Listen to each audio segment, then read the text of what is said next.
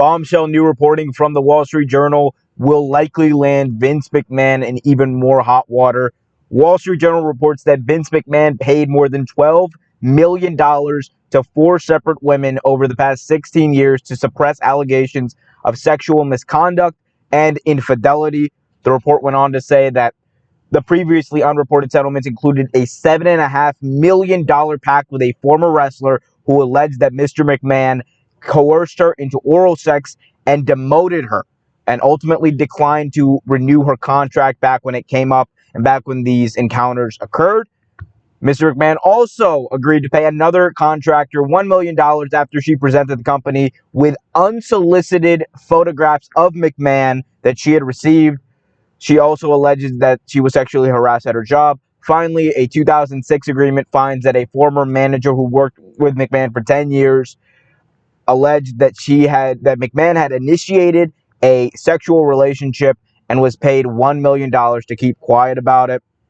Fightful Select also reported that WWE staff members said that Vince McMahon's response to the reports have been defiant. Now, this is no surprise. Vince came out basically the next day on SmackDown when these first allegations came up of this one woman in that original Wall Street Journal report.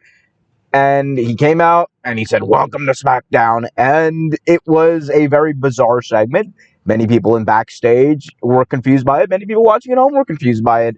One person who wasn't was Vince McMahon, and we kind of found out why. They also said that Vince was pointless in Vince, after his pointless appearance on SmackDown the day after these allegations came out. He apparently returned backstage and yelled, quote, "Fuck 'em," seemingly in response to all of the recent allegations against him. Again, this is a very defiant person, obviously, and he believes that he has done nothing wrong, even though the facts argue that he obviously has. Another former writer that Fightful spoke with said that McMahon's relationships would be, quote, a half-joking excuse as to why he'd be late to meetings. So, a lot to break down there. The biggest thing is that basically all the assumptions that we've had about Vince McMahon, that many people have had about Vince McMahon for years, but the assumptions that people have had since this initial story came out a few weeks ago have all been proven to be true. These other NDAs, these other agreements for these women to keep quiet, have proven that Vince McMahon has a track record, and it is not a good one. It is not good for the employees. It's not good for the company. Most of all, it's not good for the women who had to be victimized by McMahon. And this is, again, it should be no surprise to anyone, really. Vince has had accusations against him dating back to the 1980s, the late 80s, when he apparently sexually assaulted a referee. There are, this is not news. And I know a lot of people are going to be shocked by this. A lot of people are going to be, there's going to be people who are going to defend him. And that's on your head. If you want to do that, that is all on you. One thing I know is that, especially the pact with the former wrestler, I think a lot of people kind of already know who that may be and the situation behind that. And I'm not going to speak to that because it is speculation. I don't know who exactly it is. But one thing we can say is that cultural rot has consequences, right? Cultural rot has consequences. And when you get into a position of power, it's almost as if you believe that you were above the law. You were above everyone else. You have that power. You have that influence. You can do whatever the hell you want. And it does cause, and within that culture, within that CEO executive culture, there is a moral decay that occurs.